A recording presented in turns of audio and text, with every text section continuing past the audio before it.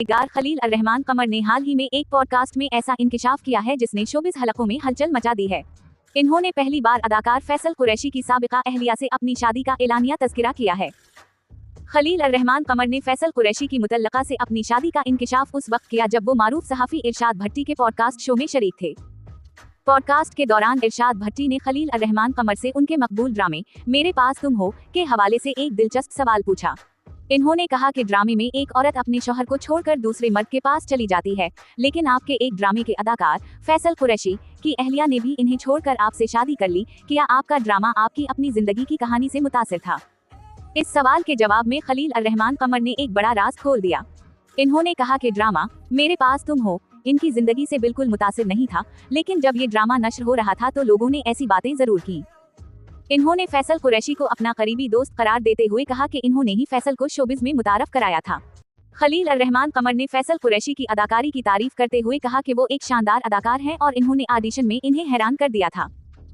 खलील अर्रहमान कमर ने इतराफ किया कि इन्होंने फैसल कुरैशी की साबिका अहलिया से शादी की है, लेकिन इन्होंने इस बात पर जोर दिया कि फैसल की तलाक की वजह वो नहीं थे। खलील अर्रहमान कमर का कहना था कि फैसल कुरैशी और उनकी पहली बीवी के दरमियान तलाक होनी ही थी और इन्होंने खुद फैसल और उनकी वालिदा को इस मामले पर समझाने की बहुत कोशिश की थी। खलील अर्रहमान कमर ने ये भी कहा कि उस वक्त उनकी फैसल की साबिका अहलिया से सिर्फ 2 बार मुलाकात हुई थी और वो इन्हें बेटा कहकर बुलाते थे, लेकिन फिर इन्होंने इनसे शादी क्यों की, इसकी वजह वो फिलहाल नहीं बता सकते, लेकिन जल्द ही इस बारे में भी खुलकर बात करेंगे। पीटीआई पख्तूनख्वा की सदारत गंडापुर मुखालिफ धड़े को मिलने की अंदरूनी कहानी सामने आ गई।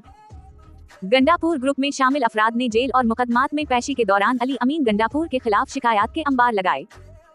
पीटीआई खैबर पख्तूनख्वा की सदारत अली अमीन गंडापुर के मुखालिफ धड़े को मिलने की अंदरूनी कहानी सामने आ गई। जराये के मुताबिक अली अमीन गंडापुर के खिलाफ माजी में मुतहर्रिक ग्रुप ने बानी पीटीआई को मुबैना शिकायत लगाएं। ग्रुप में शामिल अफराद ने जेल और मुकदमात में पेशी के दौरान अली अमीन गंडापुर के खिलाफ शिकायत के अंबार लगाए। जराये का बताना है कि अली अमीन गंडापुर के खिलाफ इमरान खान को मुबैना शिकायत लगाने वालों में आतिफ खान, शकील खान, जुनैद अकबर और मशाल यूसुफजई शामिल हैं। इसके अलावा काजी अनवर एडवोकेट और दीगर वकला ने भी मुबैना टूर पर अली अमीन गंडापुर के खिलाफ शिकायत लगाएं। इस हवाले से तर्जुमान पीटीआई शेख वकास अकरम का जियो न्यूज से गुफ्तगू करते हुए कहना था, पीटीआई में कोई धड़ेबंदी नहीं, अली अमीन गंडापुर ने बानी पीटीआई का फैसला कबूल किया और जुनैद अकबर को मुबारकबाद भी दी।